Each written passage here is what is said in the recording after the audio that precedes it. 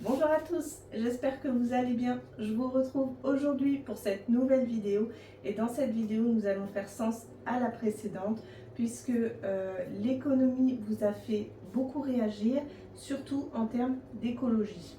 Donc ma précédente vidéo c'était vraiment le but de vous montrer qu'on peut faire des économies sur son ticket de caisse, éventuellement sur des petites choses qu'on met en place dans la maison, mais vraiment c'était un côté plus financier que écologique.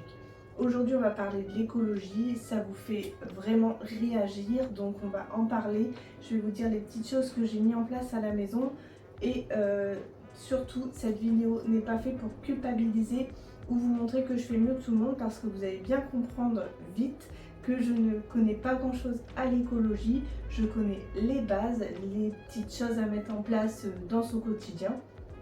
Et aussi, je voudrais préciser une chose. Personnellement, je trouve qu'il est beaucoup plus facile d'être plus écolo quand on est soit seul, soit en couple. Mais quand on a des enfants, si on n'a pas cette base-là dès le départ avec nos enfants, c'est beaucoup plus difficile de le mettre en place après. Par exemple, il a été quand même assez compliqué pour les enfants de s'adapter au savon. Vous savez, les savons, les savonnettes, peu importe comment vous appelez ça. Ça a été quand même assez compliqué parce que ils préféraient le gel douche qui sent super bon et tout ce qui s'ensuit. Là, aujourd'hui, c'est vrai que beaucoup m'ont dit qu'il faudrait que je remplace mon savon par du savon de Marseille, voire le savon d'Alep. J'ai déjà essayé le savon d'Alep, mais je vous avoue, je n'aime pas beaucoup l'odeur. Et pour le savon de pour le savon de Marseille, éventuellement je pourrais y passer et c'est vrai qu'il faudrait que j'y pense, je vais y penser, je vous le dis. Mais pour les enfants, ça va être encore un changement et pas forcément très agréable pour eux. Mais bon, c'est tout. On va mettre ça en place par exemple. Mais juste pour vous dire que quand on a des enfants, forcément, on chamboule un petit peu aussi leur vie, même si maintenant elles sont grandes, moi, donc elles vont comprendre, vous voyez. Mais juste voilà, c'était une petite parenthèse à dire que c'est beaucoup plus simple quand on est tout seul ou en couple de faire ce genre de choses. J'espère que cette vidéo vous plaira. En tout cas, surtout, ne culpabilisez pas pour celle-ci. Et puis, comme je vous dis, vous verrez ce que j'ai mis en place. Ça n'a rien de compliqué. Et j'attends aussi vos idées pour que je puisse améliorer encore plus mon quotidien en termes d'écologie, sans partir dans l'extravagance, parce que c'est aussi... c'est aussi toute une remise en question de vie, hein. Quand on veut partir vraiment sur l'écologie, c'est vraiment une grosse remise en question. Est-ce que j'en suis prête? Je sais pas. Mais une chose est sûre, je veux faire attention un petit peu plus à ma santé et à notre planète. Donc écoutez, je vous écoute et puis bonne vidéo. Pour les nouveaux et les nouvelles, je vous retrouve dans mon dressing. Comme vous voyez, mon dressing n'a rien du tout d'instagrammable. C'est un dressing qui est fonctionnel, point barre. Mais surtout, c'est un dressing qui est 100% venu de ressourcerie de seconde main.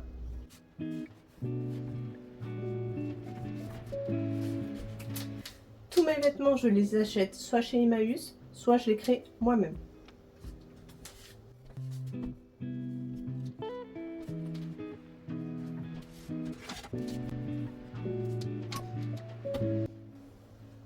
Mes enfants ont adopté aussi ce mode de vie, et pour ce qui est de mon mari, il n'aime pas du tout non plus s'acheter des vêtements. Enfin, nous on aime s'acheter des vêtements, on est des filles. Mais mon mari n'aime pas forcément aller dans les magasins, et je peux vous dire que la dernière fois qu'il a dû voir un magasin, c'était il y a 10 ans. Si c'est pas pire. Non, je mens. La dernière fois qu'il a vu un magasin, c'était pour le mariage de sa sœur, et forcé et obligé d'aller là-bas, mais sinon, il n'a pas vu un magasin depuis des années.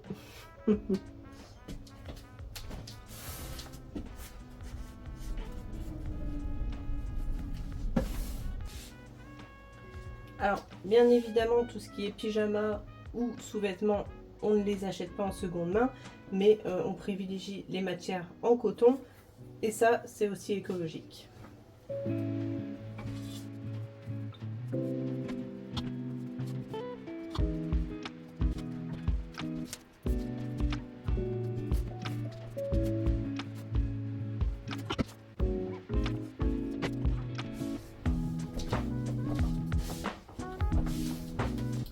Je vais trier mes vêtements parce que dans quelques jours, nous allons aller avec mes filles chez Emmaüs Et donc j'ai envie de changer un petit peu certaines choses, disons plutôt compléter, mais il y a des choses que je n'ai pas mis par exemple cet été, donc je vais les enlever de ma garde-robe, les redéposer chez Emmaüs et en mettre de nouveau ici. Donc je dis en remettre, mais ça tombe, je trouverai rien et je n'achète pas pour acheter, hein, j'achète quand ça me plaît, bien évidemment.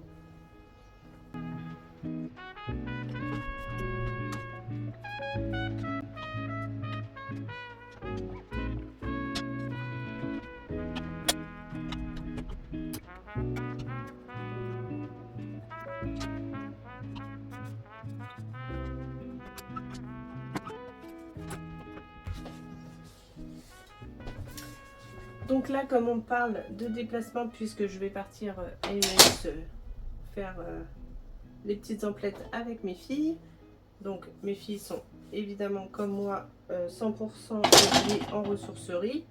Ce n'est pas du tout une contrainte pour elles, croyez-moi, c'est même plus qu'un plaisir. Écoutez, chacun ses plaisirs. En tout cas, mes filles, elles adorent faire ça. Donc, bah, tant mieux. Tant mieux pour moi, tant mieux pour l'écologie, tant mieux pour mon portefeuille.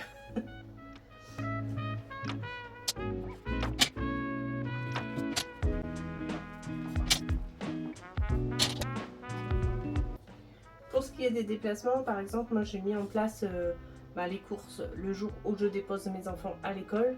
Donc en général j'y vais le lundi. Soit j'y vais le matin quand je les ai déposés à 8h30, soit je fais un jour où une de mes filles finit plus tard que l'autre. Comme ça on a 1 heure de battement et je fais mes courses pendant 1 heure avec ma fille qui est avec moi. Et c'est aussi pratique pour moi.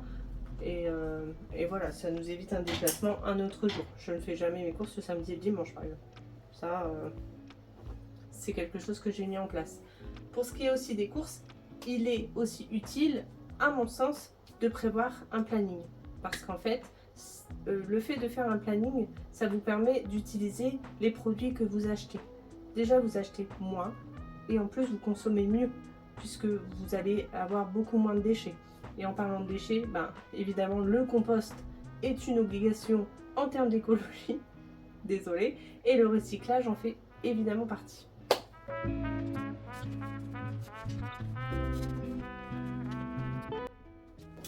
Et pourquoi je vous dis désolé pour le compost, mais pour moi c'est la base, la toute première base de l'écologie.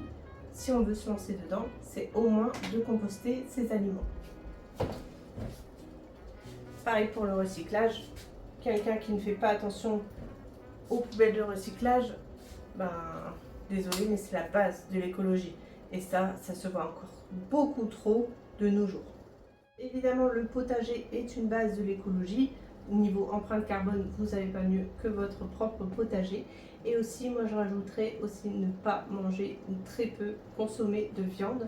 Ça, c'est quelque chose qu'on a mis en place avec mon mari depuis déjà pas mal de temps.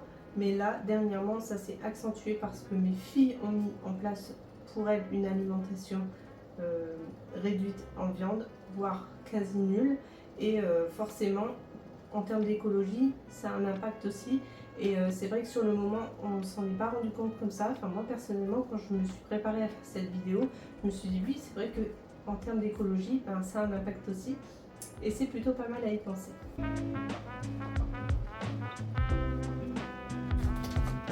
Évidemment, faire ces produits ménagers fait partie aussi des choses à mettre en place quand on veut être un petit peu plus écolo.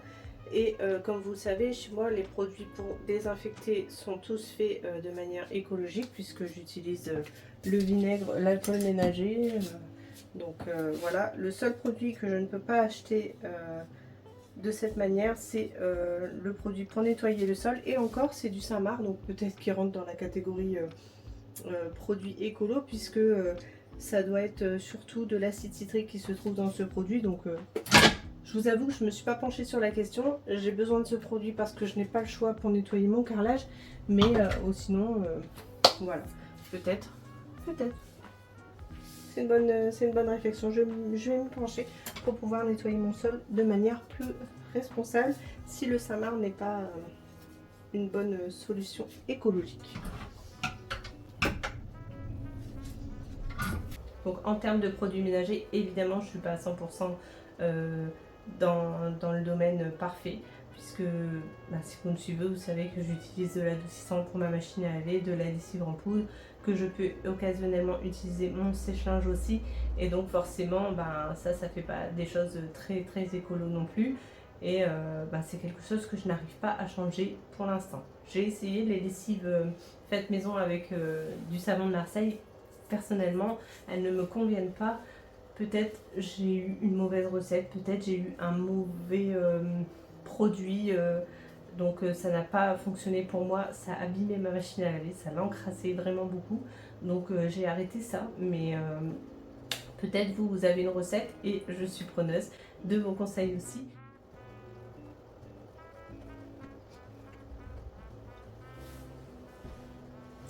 Bon, voilà ma petite récolte à donner chez Emmaüs. Et puis j'espère trouver des petites pépites ce jour-là.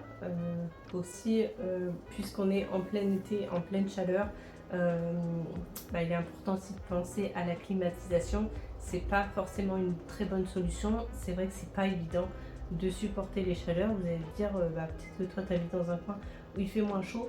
Croyez-moi, il fait chaud quand même. Peu importe où nous nous trouvons. Il fait chaud et nous avons pris la solution des ventilateurs. Bon, ça fait de la consommation électrique et c'est pas super non plus, mais personnellement là je me trouve dans ma chambre, je suis côté plein sud et je peux vous dire qu'il fait très chaud, surtout que je suis sous les toits et avec mon Velux ouvert pour vous faire cette vidéo, et il fait bien chaud. Mais bon, force est de constater que c'est quand même réalisable, donc voilà, nous on n'est pas trop pour la clim ici. Peut-être que dans les années très très lointaines, on n'aura pas le choix. Mais en tout cas, voilà. Ensuite, un dernier point aussi, la consommation de bouteilles plastiques. Ça serait bien aussi de le limiter. Et je parle pour moi, hein. Je parle pour nous, mon mari et moi. À la maison, on ne boit que de l'eau. Donc on n'achète que des bouteilles d'eau, mais force est de constater qu'il y a quand même beaucoup de consommation de bouteilles. Je le vois très bien puisque tous les jours je dois vider ma poubelle parce qu'elle est remplie de ces bouteilles, et forcément c'est quand même une consommation qui pourrait être limitée, et il faudrait vraiment qu'on veille à avoir ça avec mon mari, à un système de filtration, parce qu'on ne peut pas boire l'eau de notre robinet.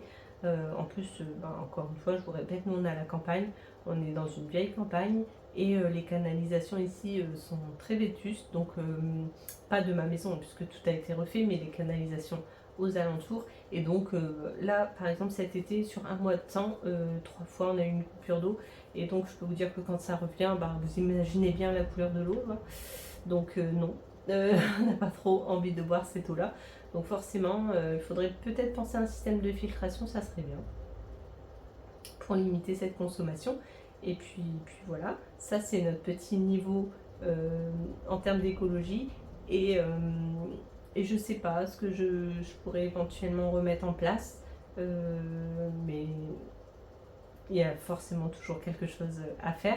Et pareil, n'hésitez pas à me dire en commentaire si vous avez des petites suggestions pour moi, et voilà. En attendant, je vous fais des bisous, je vous dis à la semaine prochaine, mercredi prochain, 17 h, et j'espère que cette vidéo vous aura plu. Bye!